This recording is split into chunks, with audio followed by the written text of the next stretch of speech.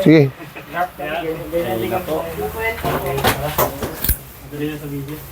Yan, si Sir Rex naman ngayon, ang baba na. Ayan, kita nyo naman. Dati mahihain din to eh. Ngayon, wala na. Wala nang iya. Talagang porsigido na magtanggal ng tampalin.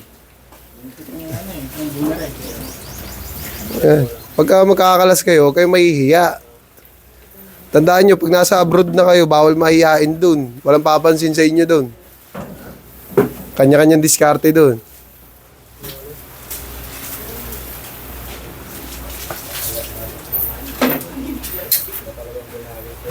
Iba talaga to. Iba talaga pag galing ng TLF. Ang galing.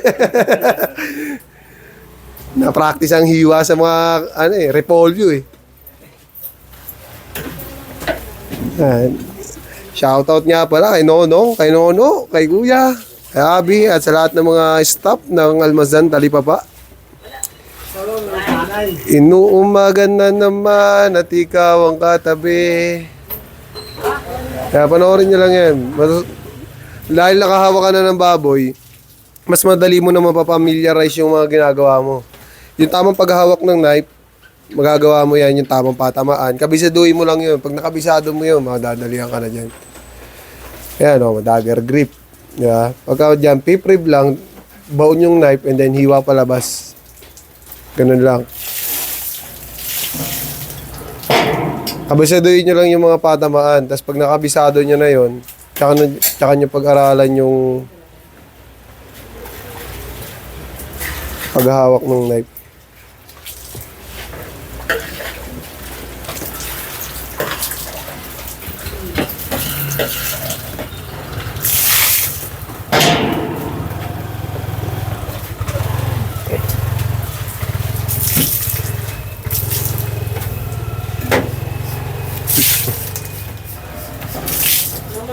Pinali na. Tapos, ang primal cuts. So, sa ganyan, ang tawag natin dyan, primal cuts. Siyempre, pag makalalaman nyo yan, kapag nag-apply na kayo, makikita nyo yan sa requirements ng employer.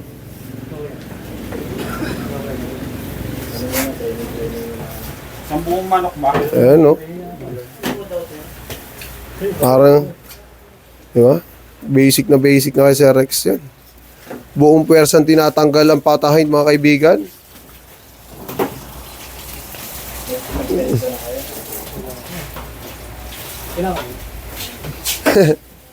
Kailangan lahat yun.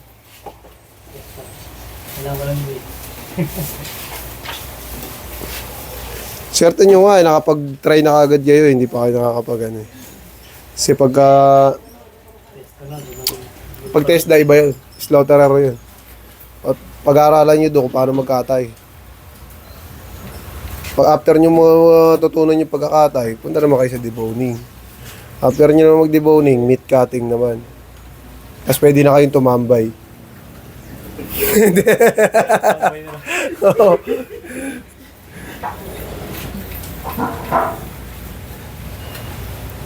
Siyempre, pagka nasimulan nyo na, huwag kayong titigil. Tuloy-tuloy lang hanggang hindi na tutupad yung mga pangarap. Pag tumigil ka, talo ka. Ayun yung talo mo dyan.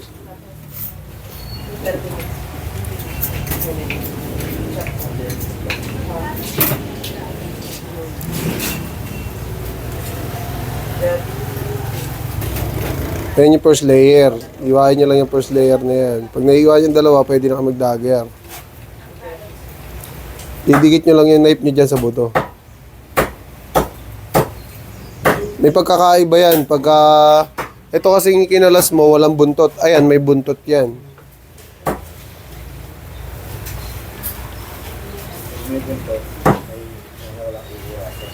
Sa shoulder blade. May buntot, bago yan. Pag walang buntot, kakatuyan.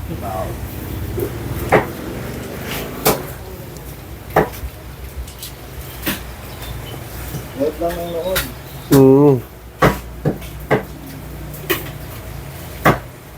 Wala akong magawa sa buhay.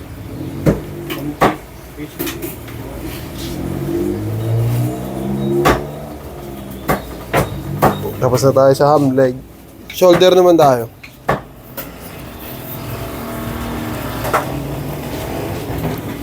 Para kailan lang, di ba? Ngayon, basic na lang sa kanila. Oh. Yun, dali.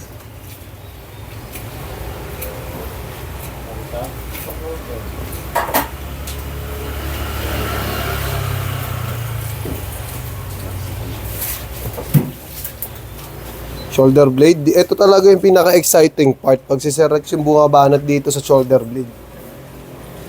Dati nagawa niya to, isang shoulder blade, 2 days eh. 2 days.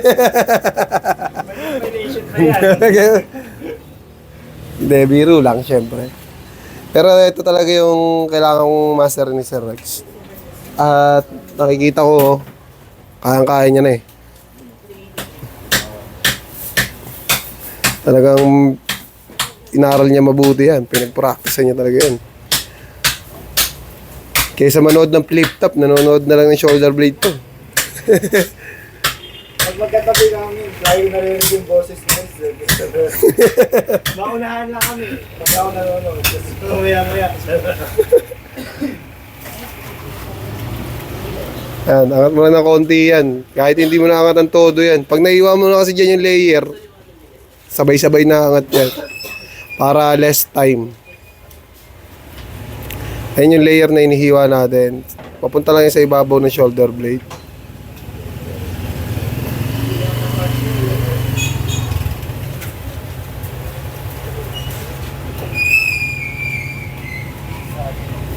Nahihirapan ka dyan kasi nakikita ko nahihirapan. Nakagano kasi yung baboy. Dapat yan nakaganto. Para dito lang siya ihiwa. Yeah. Eh pag nakaganyan, hirap talaga. Yung puwersa mo, walang puwersa yan. Pero kung dito ka, yung puwersa mo, pwede mo ibaon. Pero dyan siya komportable. Kaya ay yung technique na ginagawa niya. Treated.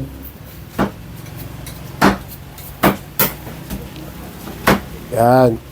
Kabila. Yan, leaded na yan.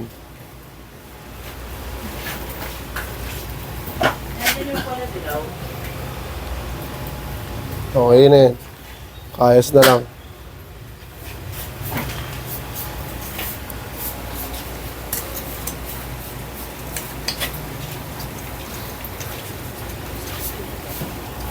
Yan.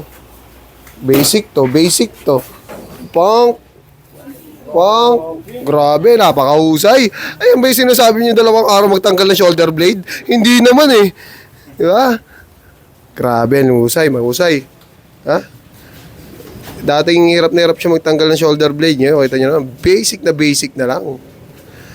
Practice makes perfect. Palagi yung tatandaan yan. Sir na journey niya sa shoulder. The journey of shoulder blade, ano? Nang dahil sa shoulder blade, yumaman. Nagka-journey.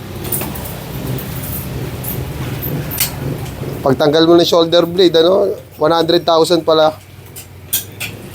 Shoulder blade. Ayan.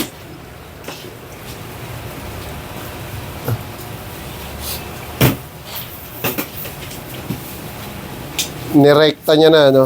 Kinuha niya sa layer, tapos nirektang tanggal sa buto. Goods yun, goods. Less time. Yan, hindi ka na mapapagalitan ni kuya niyan. Grabing humiwa nung knife, ay. Grabing pumosisyon, eh, no? Talagang bigay todo yung knife, eh. Yan guys, so tapos na si Sir Rex dito. Kung di pa kayo nakapollow sa akin, follow nyo na rin ako. At marami pa tayong first time na matuturuan. Sa bandang huli, nagkamali pa. Yun.